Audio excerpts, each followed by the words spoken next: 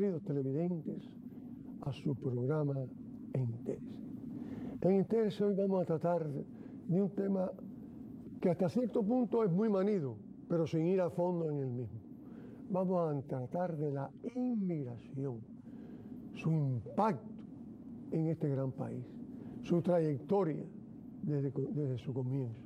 Para muchos a esto le llaman el melting pot, ese gran país donde es la meca de aquellos que sufren persecución política en sus respectivos países y es la meca de aquellos que tienen inmensa pobreza en sus respectivos países, producto de los gobiernos o de las dictaduras. ¿Y quién mejor para ello? Alguien que ustedes han venido viendo aquí en nuestro programa Entérese en múltiples ocasiones. Nos referimos al profesor Julio Schilling, escritor, historiador, politólogo y gran amigo. Bienvenido a nuestro programa. Un gusto estar aquí contigo, Jesús, como siempre. Yo creo que lo primero, para que la gente tenga una idea concreta de esto, ¿quiénes fueron los primeros inmigrantes que llegaron aquí a Estados Unidos?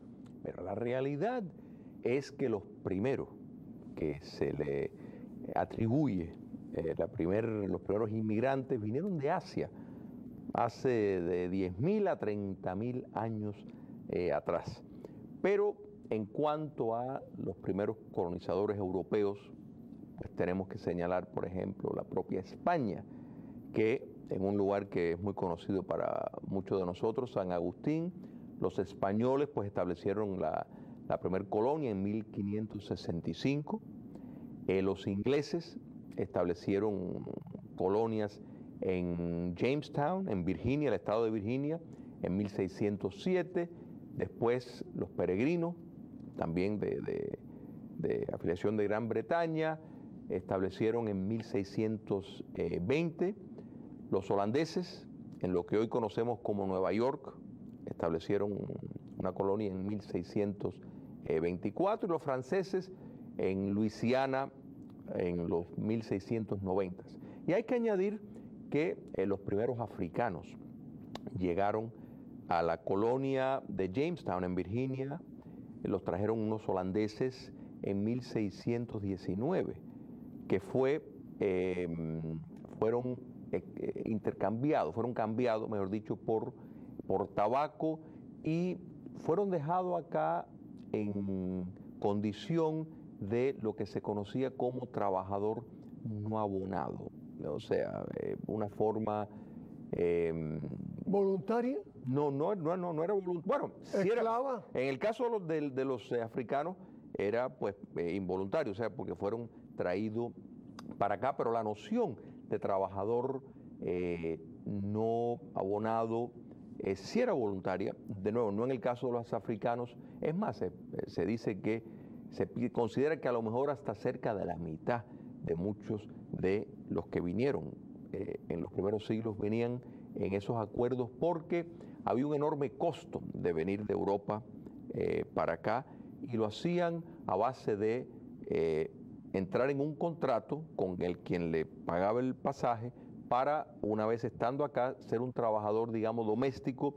por un determinado tiempo. A lo mejor podía ser 4 años, pero se habían casos de 10 y 15 años donde el que venía incluía a estos niños que venían y el contrato, pues, o sea, que era reconocido legalmente. ¿Y cuándo eso se convierte ya en un comercio?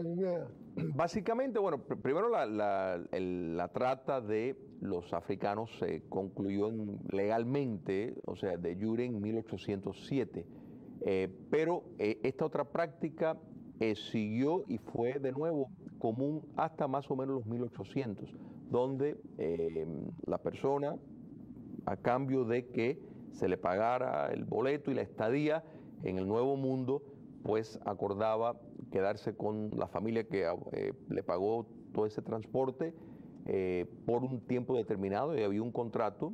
Para salirse de él, pues alguien le tenía que pagar tal vez la diferencia, pero era un acuerdo voluntario y respetado por las leyes. Ese es un tema interesante, lo vamos a tratar porque es bien amplio, el problema de la esclavitud. Quiero tratarlo en otro momento. Con mucho gusto. ¿Qué motivó a esos primeros, podríamos decir, colonos, porque en realidad se establecieron el venir aquí a Estados Unidos, esos primeros inmigrantes que vinieron? Mira, en el caso de los que venían pues de Europa, de Inglaterra, era principalmente la libertad de culto. O sea, que fue la inmigración que más impactó a los Estados Unidos en cuanto a su formación. Bueno, los Estados Unidos al final es una colonia inglesa y fue en búsqueda de libertad de culto. O sea, en Inglaterra pues habían pasado leyes donde era una obligación afiliarse a la iglesia estatal, la iglesia patrocinada por el Estado, y de no ser así pues caían en la persecución. Entonces muchos de ellos pues vinieron para acá buscando esa libertad, y es fundamental porque en cierto sentido estableció, o sea, la presencia de Dios, la búsqueda de Dios, ese entendimiento como algo profundo y emblemático de los Estados Unidos. Yo creo que hay bastante acuerdo en que los Estados Unidos es considerado el país donde tiene la mayor cantidad de ciudadanos religiosos, o sea, que atienden a servicios religiosos con más frecuencia en el mundo, del mundo industrial. Ahora bien, con religiosos nada más, un país tan grande como este no se pudo poblar. ¿Qué otras razones motivaron a otros inmigrantes a venir a Estados Unidos? Después, la cuestión económica. O sea, primero hay que entender que básicamente hasta los 1870 la inmigración era irrestricta. En otras palabras, no habían leyes que limitaban la entrada de personas a los Estados Unidos. Desde 1800, los principios de 1800 hasta más o menos 1860 y pico, la inmigración predominó del norte y del oeste de Europa. O sea, consistía de alemanes, de ingleses e irlandeses principalmente, que vinieron en búsqueda de mejor oportunidad económica. Después de una segunda ola, aproximadamente desde los 1880 hasta 1920, donde ya ahí comenzó del sur de Europa y del este de Europa, los italianos pues ahí predominaban, porque los Estados Unidos representaba en el sentido político, fue un nuevo experimento en el modelo democrático. Podemos decir que fue y sigue siendo su ensayo exitoso paradigmático del mundo. El único que ha permanecido, que se ha perpetuado. Correcto. Y en cuanto a la economía, pues era una economía sumamente abierta, sumamente atractiva para personas que venían y con sus sueños, porque en el viejo continente pues había muchas restricciones. En el año 1921 se establece... 1921. Porque esa es la pregunta que venía ahora. Bueno, ¿en qué momento se reglamenta esta llegada? Porque si se abrió las puertas así, ¿en qué momento se reglamenta? Bueno, ya después de incluso hubieron leyes, por ejemplo, que excluían a los chinos. Fue la primera ley que oficialmente puso una exclusión a determinada inmigración, y la inmigración china fue una de las primeras trabas que se les puso. Pero en 1921 se establece lo que se conoce como la fórmula de origen de nacionalidades, que en efecto era una política que buscaba preservar la composición étnica de los Estados Unidos, porque condicionaba la entrada de inmigración a el porciento de personas de la población existente en ese momento. O sea que era una fórmula que muchos consideraban discriminatoria con el tiempo, porque sin lugar a dudas daba preferencia a las etnias que ya estaban establecidas acá. No fue hasta 1965 cuando se pasó la ley de inmigración y naturalización, mejor dicho, de 1965, donde esa fórmula que estaba en vigencia desde 1921 fue abolido y se le dio más entrada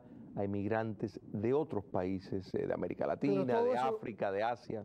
Mi preocupación es todo eso ya con una regulación, con un departamento con una de regulación, correcto. ¿Ese comienza en el 66 o ese comienza en el 21?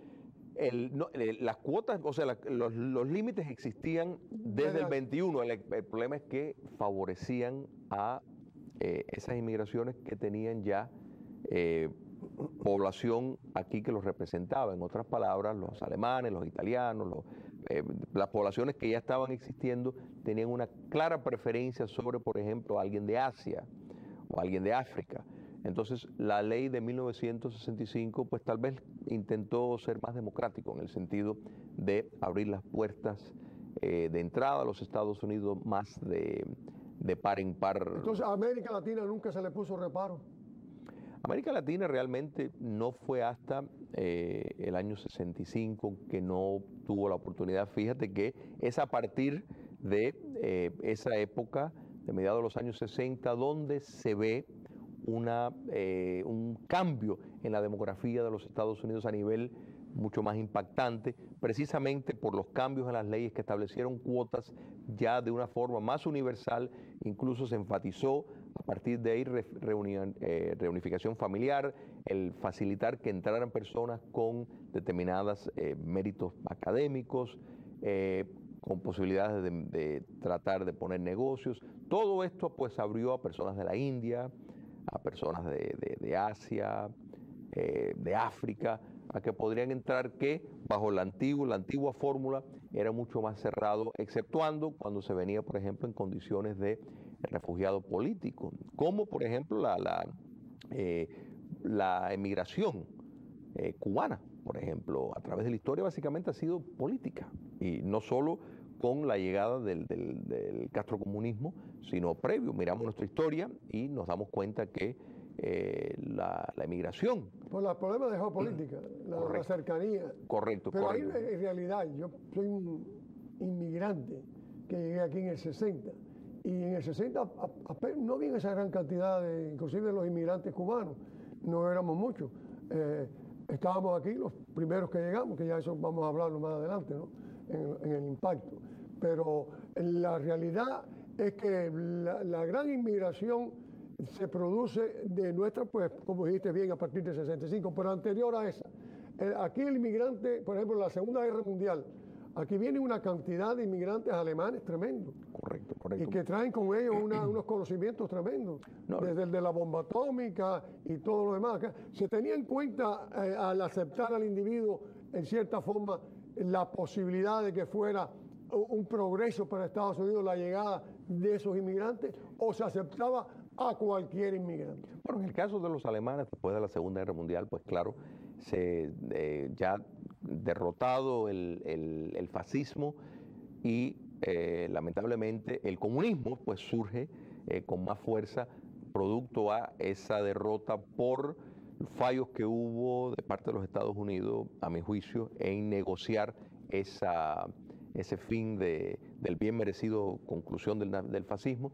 Pues entonces, en cierto sentido, muchos alemanes pues fueron vistos como algo que podían añadir para confrontar la gran amenaza del comunismo. Pero los alemanes fue una de las primeras inmigraciones en venir en esa primera ola hasta los 1865 y se radicaron mucho en el Medio Oeste. O sea, en el Medio Oeste desarrollaron muchos negocios, aportaron mucho y las leyes previas a 1965 en efecto favorecía la llegada de sus familiares o personas de esos países, porque había una intención directa de preservar con esa fórmula de 1921 la composición demográfica existente. En otras palabras, excluir a personas que consideraban que iba a perturbar lo que es el modelo. De ahí viene aquello del anglosajón, la presencia del anglosajón. Correcto. En Estados Unidos siempre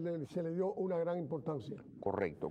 Otro fenómeno que se produce, por eso que se sabe muy poco, mucha gente sabe muy poco y otros saben mucho, de la presencia alemana. Tengo entendido, no sé si eso, usted creo que está tanto de todo, de que en un momento determinado se lleva al Congreso de Estados Unidos qué idioma se va a hablar, y el idioma alemán pierde por un voto, y por un voto es que se gana, que aquí en Estados Unidos, en vez de estar hablando alemán en estos momentos, estamos hablando inglés.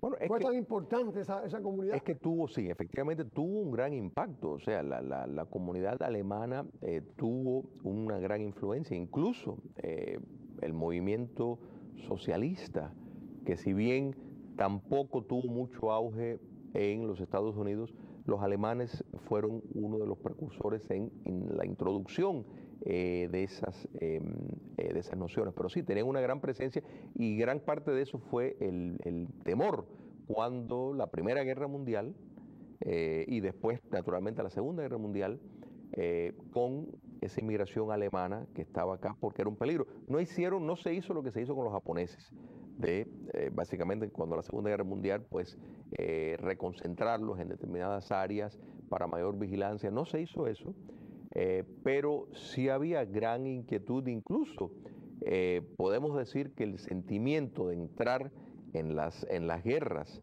era muy tibio, hasta que ya, pues claro, era obvio por los ataques que se estaban haciendo contra, en la Segunda Guerra Mundial, los Estados Unidos por parte de Japón y su relación con Alemania, pero siempre había una cierta simpatía hacia Alemania, precisamente por lo que tú dices, por el éxito de esa inmigración y el peso histórico que tenían, porque fueron, después de los ingleses, si bien los Estados Unidos fue una colonia inglesa, pero fue poblada mucho por alemanes. Eso me da una idea, con lo que usted dijo al principio, de que los asiáticos fueron discriminados. En cierta forma, no se quería que vinieran de Asia esas inmigraciones. Sin embargo, sí se le dio amplitud por hacer cosas tan anglosajonas a los alemanes. O sea, llegado el momento de la Segunda Guerra Mundial, el poder político que ya tenía, basado hasta en el problema del idioma, Alemania, era tan grande que no permitió que se segregaran en un solo lugar, como se le hizo a los japoneses, que tengo entendido que fueron hasta en campos de concentración.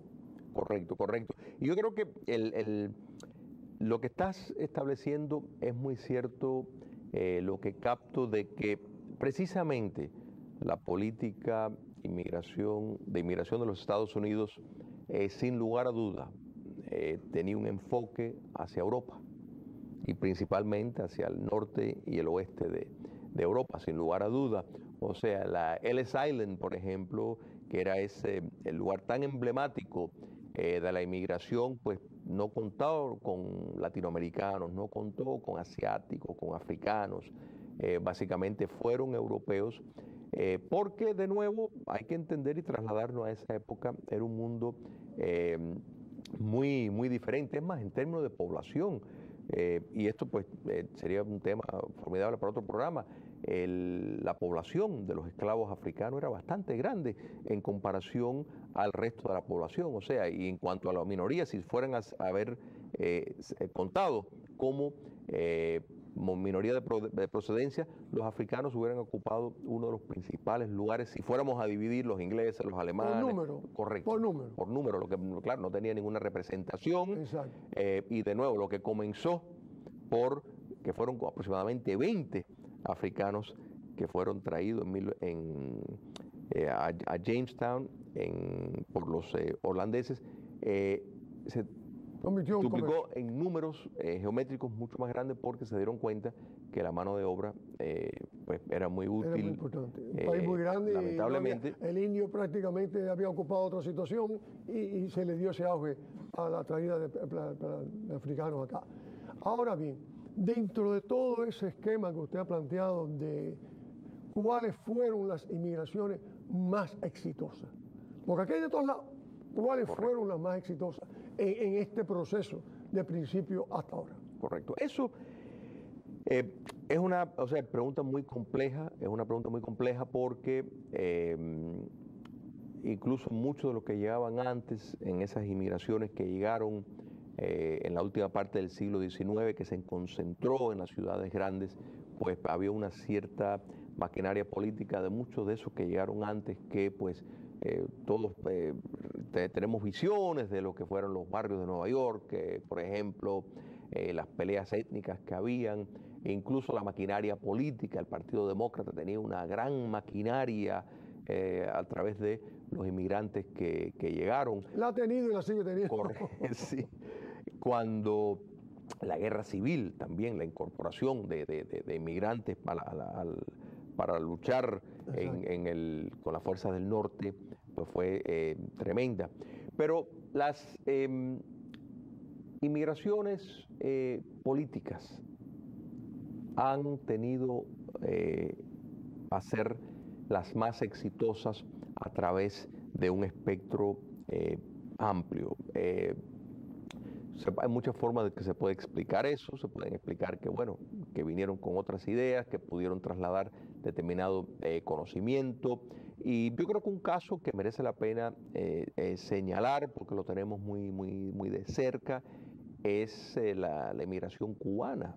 O sea, particularmente... Aparte de la que más hemos participado. Yo soy un pionero de esa llegada, habiendo llegado aquí en el 60 y conozco más o menos, pero usted es un intelectual que está muy bien preparado en cómo ha sido eso. Y es que esto hay muchas formas de mirarlo, porque, pues bueno, uno puede decir, bueno, bajo qué uno se determina exitoso, y siempre, pues claro, podría caer en una interpretación pues más subjetiva. Pero hay algunos indicadores sin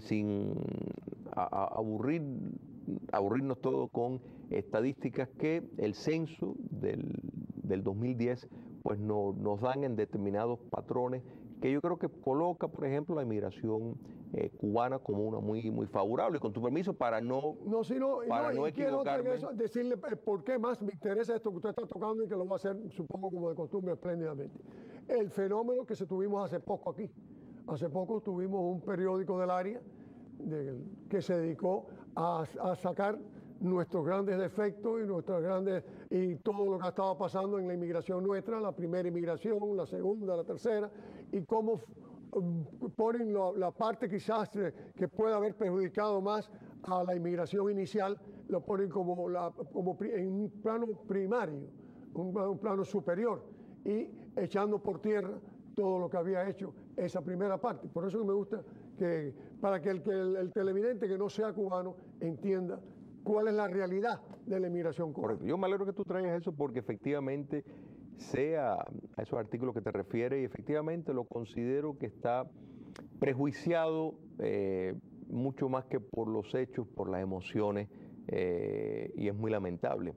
Pero cuando tomamos determinadas cosas del censo del 2010, por ejemplo, si miramos el nivel del ingreso, 37% de los cubanos y cubanoamericanos ganan más de $50,000. Esto se compara al 18% entre los anglosajones norteamericanos.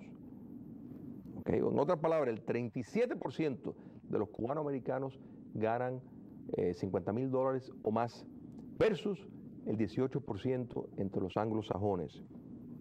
El 11% de los cubanoamericanos ganan de $100,000 al año o más, versus el 9% entre los anglosajones. No estoy hablando de los otros latinos. Estamos hablando aquí de los anglosajones. No estamos, o sea, que es precisamente la capa norteamericana, blanca, que lleva más tiempo y supuestamente debería ser la más exitosa. No estamos comparando ni con los latinoamericanos, que claro, pues la inmigración cubanoamericana figura mucho más alta, o de otras razas. Los 100 hispanos más ricos, de los 100 hispanos más ricos en los Estados Unidos, más del 50% son cubanos o de origen cubano. Si miramos la educación, el 26% de los cubanoamericanos tienen un título universitario de algún grado, versus el 20% de los anglosajón. En cuanto a propiedad, el 62% de los cubanoamericanos tienen sus propias casas o viven en casas donde son de su familia. En cuanto al trabajo, el 82% de los cubanoamericanos trabajan en empresas privadas. Entonces, ¿qué nos dice esto? Bueno, que no han tenido la necesidad o no han caído como muchas personas que buscan, o sea, el amparo del gobierno. Pero eso fue hasta el 2010. Correcto, es el último censo. Porque ese censo, cualquiera cuando lo mira ahora en 2014, te hablan de todo ese sistema de welfare que hay en estos momentos. Bueno, pero eso es un producto del sistema de la asistencia pública. Es un problema que impacta a a través de todas las áreas demográficas. O sea, no son solo los cubanos. Yo te diría que todo lo contrario. Y este censo del 2010 recoge también, de nuevo, las inmigraciones, por ejemplo, los que vinieron por el Mariel. Lo que nos dice es que la inmigración cubana ha sido altamente exitosa, medido por ingresos, medido por graduados universitarios, medidos por esos que han accedido a tener, que han logrado tener propiedad y que se mueven más en la economía privada versus la economía del sector público. Y eso que se ha dicho siempre, de que de todas estas inmigraciones que usted nombró anteriormente, la inmigración cubana fue la que logró más éxito en un menor periodo de tiempo. Bueno, eso también, efectivamente, es que mira, muchas veces cuando vemos porque si entendemos a la inmigración cubana, no lo podemos separar de lo que fue Cuba antes de 1959. Entonces, cuando miramos las cifras que reflejan que Cuba antes del 59 fue un país altamente desarrollado, mucho más desarrollado que muchos de los países de Europa en su momento, pues entonces podemos entender que ese mismo talento, ese mismo espíritu empresarial del cubano, pues naturalmente se fue transfiriendo acá. Y eso que muchos de los cubanos, particularmente en ese periodo, primera etapa, y cuando digo primera etapa, estamos hablando hasta básicamente los años 70, se concentró grandes sectores para buscar la libertad de Cuba. En otras palabras, hubieron muchos cubanos que en vez de dedicarse a la vida privada, siguieron enfocados en tratar de producir una liberación en Cuba. El caso de nuestro ejemplo. Correcto. Vinimos aquí expulsados. Vinimos aquí para dedicarnos a la libertad de Cuba. Cuando esta no pudo producirse en el momento adecuado, nos mejoramos, fuimos a la universidad, estudiamos y hemos sido hasta cierto punto un éxito para esta comunidad. Señores, ya hemos tenido algo en general de la historia de este melting pot americano, por qué es la meca de inmigrantes políticos, inmigrantes religiosos y inmigrantes económicos. Sin más, dándole las más expresivas gracias a nuestro politólogo y amigo Julio Schilling, se despide de ustedes. Hasta el próximo domingo. Jesús Angulo.